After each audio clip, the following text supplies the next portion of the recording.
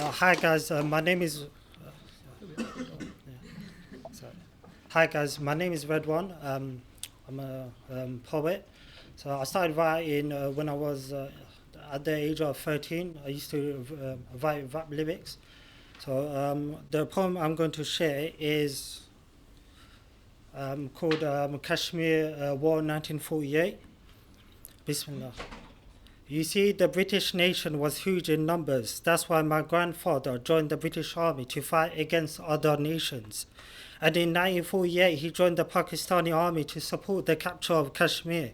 They wore bodysuits in Camel Kashmir. In the turbulence of a liberation, my grandmother got his back and gave him salvation. Pakistan, formerly West Pakistan, fought against India. Their souls became a force field and their hearts a brave sword. As much as victory was on top of their minds, nothing stopped them from being on the ground. When the war was over, with soldiers lost each side, carnage was also done. Pakistan and India went tie to tie with each other. Some claimed a few states, others claimed more than a few. During the time the war brought a storm that whirled and whirled, which stirred the brew. It was not long before Pakistan sought colonialism and independence in the fight. All they wanted to make is peace and allow things to be right. But I'm here on this platform to share this inspiration with you, to say you could be the proud leaders of your generation and the many. Take the example of my grandfather. He was a major in the army, higher than a captain, fighting for independence in humility. When he was alive, his purpose was to serve the Almighty in his actions and get family members to study hard to become something of themselves. If I remember quite clearly, I did not study as much in front of him, so he wiggled his stick and lashed it out on me to teach me a lesson I couldn't even forget if I tried. And my grandmother, he was my grandfather's backbone. She was the ears and eyes to everyone's soul.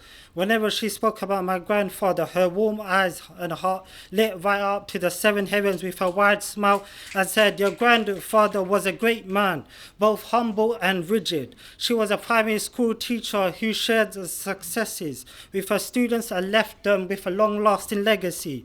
Every time I'd meet her at my dad's house, she always had this sweet persona and a compassionate love for every family member.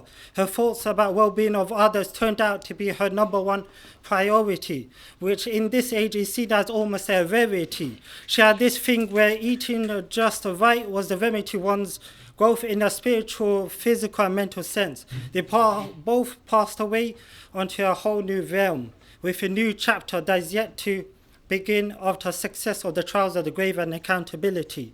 What will live on decades to decades are the special prayers, good deeds, heartwarming memories, and the Sadaqah Jariyah, lasting charity.